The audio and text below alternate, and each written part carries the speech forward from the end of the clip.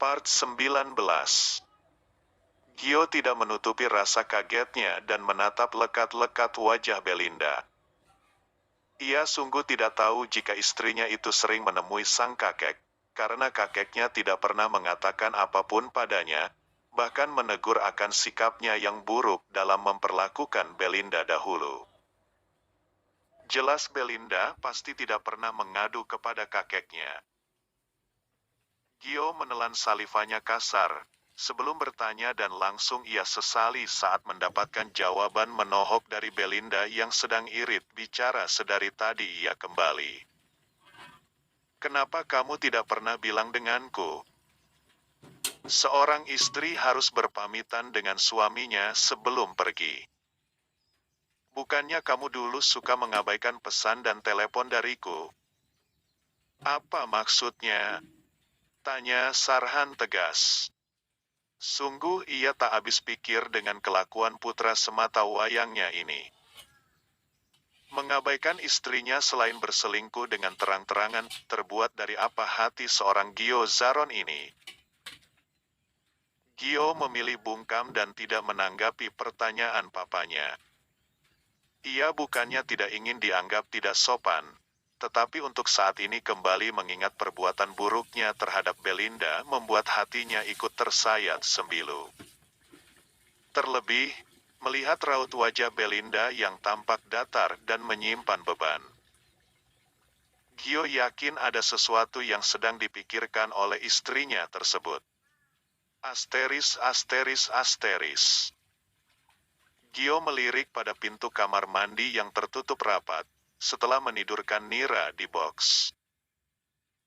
Belinda tanpa mengucapkan sepatah kata pun meninggalkan Gio yang duduk di sofa. Ia masuk ke kamar mandi. Biasanya Belinda akan memberikan pesannya untuk mengawasi Nira. Walau tanpa disuruh pun pasti hal itu akan ia lakukan. Putri kecilnya kini telah menjadi salah satu pusat hidupnya, hadir di saat dirinya dalam fase terburuk.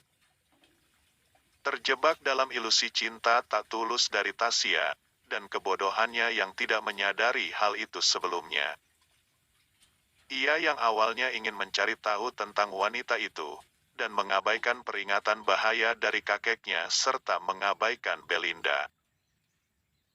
Teringat akan sesuatu, Gio lantas mencari keberadaan ponsel Belinda dan membukanya. Sekarang ia mengetahui sumber dari perubahan sikap sang istri. Gio mengetatkan rahangnya dan segera menghubungi Farah. Tanpa menunggu lama dengan suara riang Farah menyambut. Hai Belinda sayang, bagaimana sekarang kamu tahu kan kalau suami idaman itu tidak sebaik yang kamu kira? Dia tidak akan mudah berubah begitu saja hanya dalam waktu 1 bulan. Kamu melihat sendiri, bukan? Bukti dari kesetiaan suamimu. Terlepas dari Tasya, kemudian kembali mendekati kakakmu. Catat ini, kembali mendekati. Itu artinya sedari dulu memang ada sesuatu di antara mereka. Anda boleh saja berhalusinasi tinggi, tapi jangan racuni Belinda dengan bisa Anda, nyonya. Gio dengan kemarahan tertahan membalas kalimat provokatif dari Farah. Terkesiap kekagetan jelas terdengar dari seberang. Sana. Sial. Apa kamu tidak pernah memberikan celah pada Belinda untuk menerima teleponnya sendiri? Dasar pria aneh posesif. Lalu, kenapa pria aneh ini bisa disukai oleh putri sulung Anda? Apakah Anda pikir karena harta saya? Anda salah, semua harta saya adalah milik Nira. Oh ya, satu hal lagi.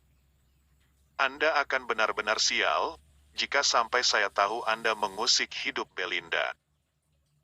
Anda benar-benar lupa dengan peringatan saya tadi ya? Bunyi suara pintu yang dibuka membuat Gio mengalihkan pandangan ke sana dan mendapati Belinda berdiri mematung di tempatnya. Gio lantas melambaikan tangan memberikan kode pada Belinda untuk mendekat kepadanya. Belinda menurut saat Gio menghidupkan pengeras suara, dan ia sangat jelas mendengar makian kasar yang diucapkan ibunya. Persis saat ia mendapatkan hukuman, ibunya akan berkata demikian. Belinda sangat yakin jika ibunya saat ini berada di depannya tidak hanya mulutnya, tetapi tangannya beserta senjata terdekat yang bisa wanita tua itu raih, pasti akan mendarat dengan tepat di kulit tubuhnya. Gio lantas meraih Belinda ke dalam pelukan, saat ia merasa tubuh sang istri bergetar hebat dan sorot mata penuh ketakutan. Bahkan saat Gio dahulu kala sering marah kepadanya, sorot itu tidak pernah Gio lihat pada mata indah Belinda. Ingat baik-baik Nyonya, mulai saat ini anggap saja Belinda tidak pernah menjadi bagian dari keluarga Anda. Saya akan buktikan jika Belinda bukan anak kandung Anda, dan jika terbukti Anda melakukan kejahatan hingga bisa memiliki Belinda. Sekali lagi, ingat nama saya baik-baik. Gio Zaron akan membuat Anda mendekam di penjara dalam waktu yang sangat lama. Bre**** sekalian semuanya. Seharusnya kamu tidak pernah hamil Belinda. Kamu seharusnya mandul. Nikmati kegilaan Anda, Nyonya, kata Gio tanpa menanggapi racauan dari mertuanya tersebut. Gio tidak habis pikir di depan matanya kini mendapati seorang ibu yang bertabiat sebegitu buruk terhadap anaknya. Gio mengeratkan pelukan saat mendapati tubuh Belinda yang semakin bergetar hebat, dan bahunya basah oleh air mata kesedihan istrinya tersebut. Sudah kukatakan bukan jangan menangisi mereka yang jahat kepadamu. Ada aku di sini. Air matamu sangat berharga, sayang. Gio mendaratkan kecupan lembut pada puncak kepada Belinda, dan kecupan itu berlanjut menyusuri selebar wajah Belinda dan berakhir lebih asteris dan mesra pada leher wanita tersebut. Jangan diambil hati perkataan ibumu itu. Aku akan buktikan, jika dia sesungguhnya bukan orang tua kandungmu. Aku akan mencari orang tuamu yang sesungguhnya, tambah Gio seraya menangkup kedua sisi wajah Belinda. Belinda mengangguk lemah dan menyandarkan kepalanya di ceruk leher sang suami.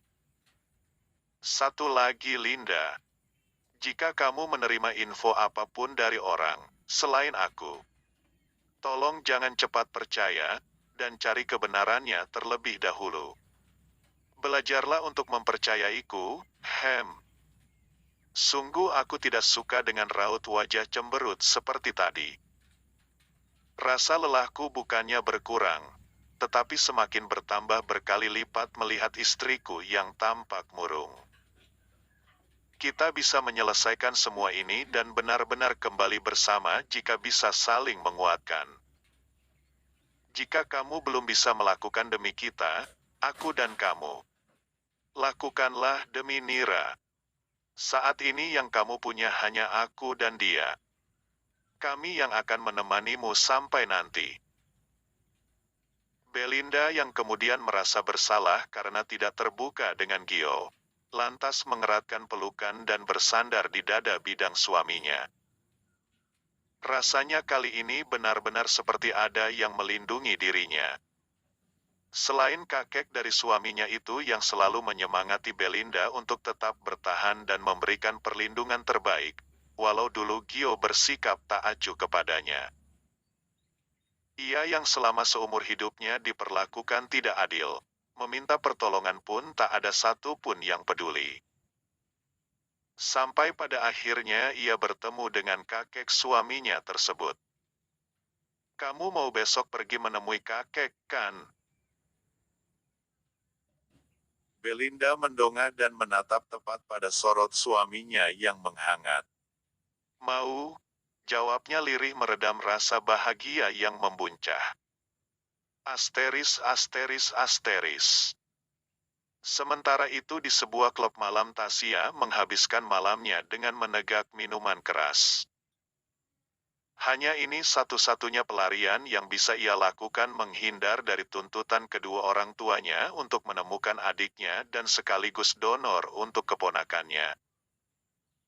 Tasya bukannya tidak mau, tetapi untuk masuk ke dalam kediaman keluarga Zaron harus memiliki strategi yang tepat. Terlebih sekarang, pengamanan semakin diperketat dan dirinya kini tak memiliki teman untuk bekerja sama dari dalam rumah tersebut. Ia pun tidak yakin jika adiknya Anjar masih hidup sampai saat ini. Belum lagi masalah tanah yang kini menjadi milik keluarga Zaron.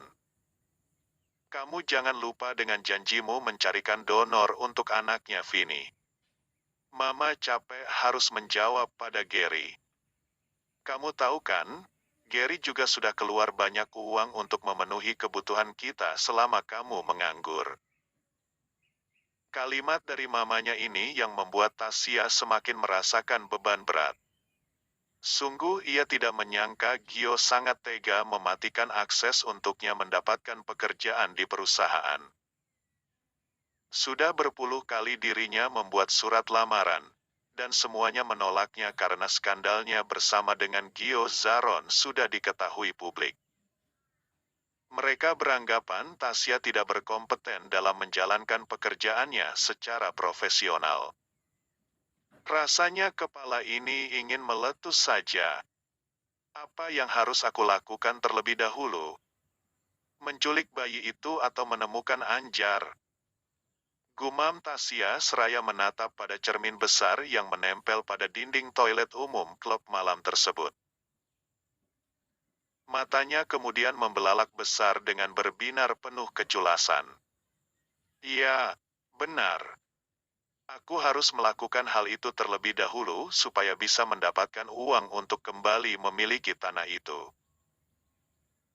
Dengan tubuh berdiri tegak dan sedikit sempoyongan, saat berjalan Tasya memastikan sekali lagi jika tidak ada yang menguping gumamnya barusan.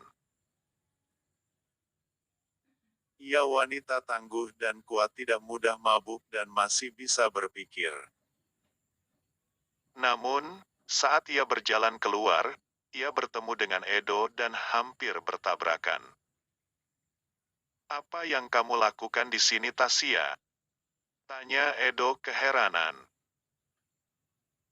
Menurutmu apa?